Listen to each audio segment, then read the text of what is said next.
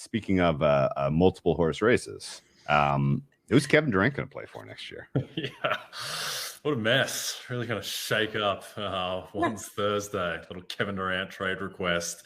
Looked like everything was kind of quiet on the Brooklyn front after Kyrie opted in, but that lasted about 48 hours, if that. So, look, everyone thinks Kevin Durant's going to Phoenix. That's certainly what the odds reflect. That's what was leaked out there, that is two of his preferred destinations are Phoenix and Miami, and so everyone has hammered those teams accordingly. One thing I would say is that it's not done. It's not done. It's not assured that Durant is going to go to Phoenix or Miami. And I think that the nature of his situation with having 4 more years on his contract makes it a really unique situation from a trade demand. Just looking from that perspective where, the Nets can trade him anywhere. And obviously teams are only going to trade for him if they have some assurances that he's not going to want out in 2 to 3 years, or less than that, which seems to be his MO in his career at this point. But, I would look at teams that are longer on the board to get Durant and just look at the logical fits. And that's why I would look at teams like Toronto, for instance, where if they added Durant and, you keep Van Vliet and Siakam in that situation, most likely keep at least one of Trent and Anunoby. Durant has spoken very highly of Toronto in the past. They've got, for mine, maybe the best coach in the league and a commitment to winning, and maybe the best GM in the league as well. And they're a team that, I don't really think they're going anywhere with this core if they're just going to keep everyone together.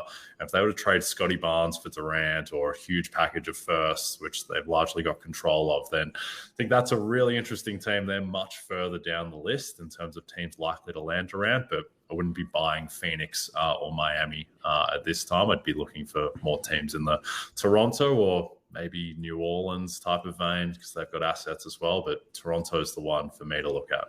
Okay, can I ask you, because I respect your basketball opinion, obviously, and you came on before the Nets Celtics series, and you were like, Jason Tatum's the best player in this series, and people were like, Kevin Durant's in this series, and you're like, I know he is.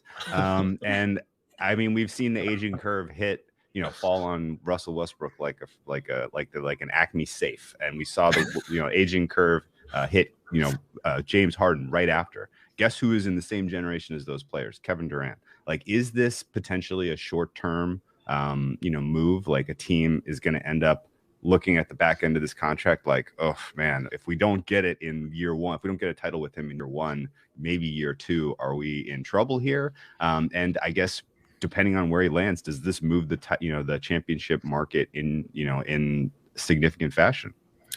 Firstly, very visceral imagery with the safe dropping on Russell Westbrook.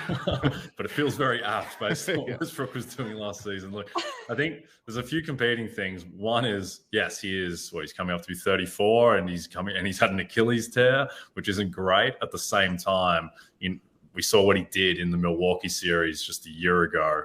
So it looks like, he is a player in theory who should age relatively well. Obviously, he is all in basketball. This isn't a James Harden situation.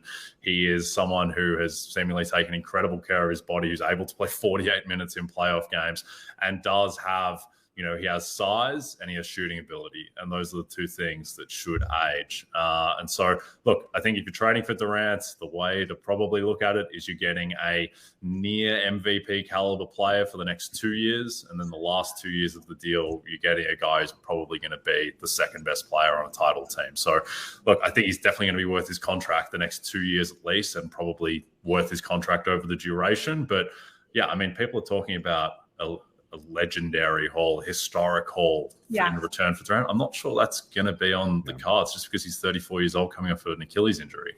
So I think obviously he's going to get a really big haul, but I don't know, Scotty Barnes and a first for Durant and salary. Actually, that sounds kind of good. I'm Toronto definitely making that deal.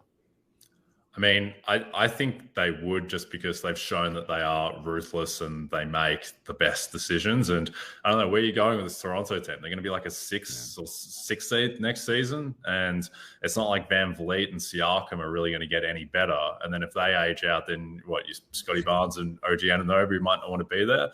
If I was Toronto, I'd be going all in. If you can have a core of Van Vliet, Siakam, Durant, Anunoby, Precious Achiuwa, that team can win the title. And they've got the infrastructure. And apparently he likes Toronto a lot. There's a lot of videos floating around now about how much Kevin Durant likes Toronto as a city. So I don't think it's going to happen. Wouldn't make it a favorite or anything, but you're looking for odds further down the board.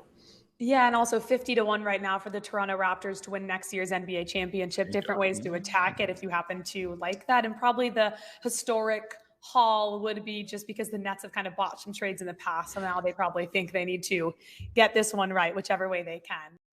Thanks for watching. Make sure to hit subscribe for all the latest fantasy and sports betting advice from NBC Sports Edge. And don't forget to sign up for NBC Sports Edge Plus to get the best-in-class draft guides, as well as season-long fantasy, DFS, and sports betting tools that will give you the edge.